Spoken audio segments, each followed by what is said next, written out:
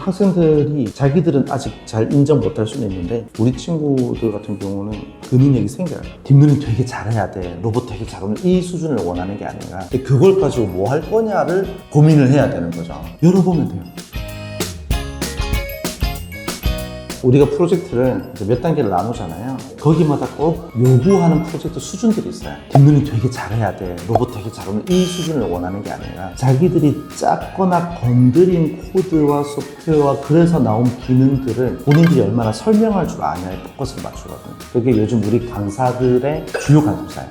챗GPT 같은 거한테 물어보면 단위 기능들은 정말 잘 만들어줘요. 뭐 예를 들면 사과를 사과인 줄 알고 귤을 귤이라고 할 줄 아는 딥러닝 모델 학습하는 거 알려줘 이러면은 절차 쫙 나오고 실행해야 코드 쫙 나온단 말이에요. 근데 그걸 가지고 뭐 할 거냐를 고민을 해야 되는 거죠. 그래서 보통 프로젝트 난이도마다 단계별로 다르긴 한데 만약에 마지막 프로젝트라면 로봇도 다뤄야 되고 딥러닝도 해야 되고 본인들이 꿈꾸는 무언가 목표도 만들어내야 된단 말이죠. 그렇게 따지면 어떤 사람들은 로봇 안은 관심이 없을 수도 있어요. 본인들은 나는 로봇의 소프트웨어 구조는 관심 없고 로봇이라는 것을 그냥 도구로 해서 인아웃을 보겠다.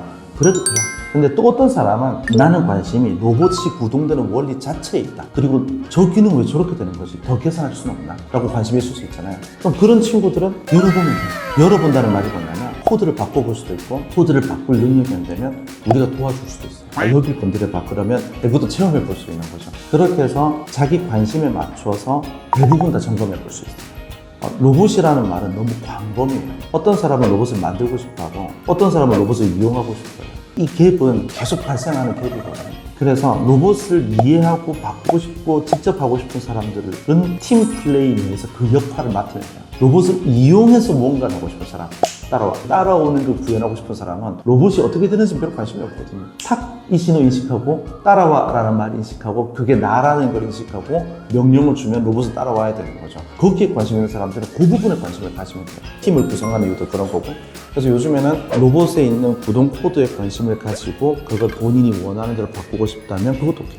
그 로봇을 이용해서 뭔가 자기만의 어떤 목표를 완수하고 싶다면 그것도 오케이. 그렇게 해서 팀을 짜는 거고 우리는 다행스럽게도 꽤 오랫동안 이제 이 수업을 해왔기 때문에 대처 능력들이 좋아졌어요. 학생들이 자기들은 아직 잘 인정 못할 수는 있는데 로스로 주행 로봇 패키지를 만드는 게 회사로 따지면 한 2년차 정도 된 엔지니어들 정도인데 우리 친구들 같은 경우는 파이널 프로젝트가 끝날 때쯤 되면 그 능력이 생겨요. 그냥 저는 하라는 대로 따라 했는데요 뭐 이럴 수는 있는데 우리가 코드를 다 준 게 아니기 때문에 쉬운 말이 아니거든요. 우리가 가지는 관심이 로봇을 중심으로 놓고 약간 바운드를 넓게 잡았지만 충분히 본인이 하고 싶은 거에 포커스를 맞출 수 있도록 준비하려고 노력을 한 거죠.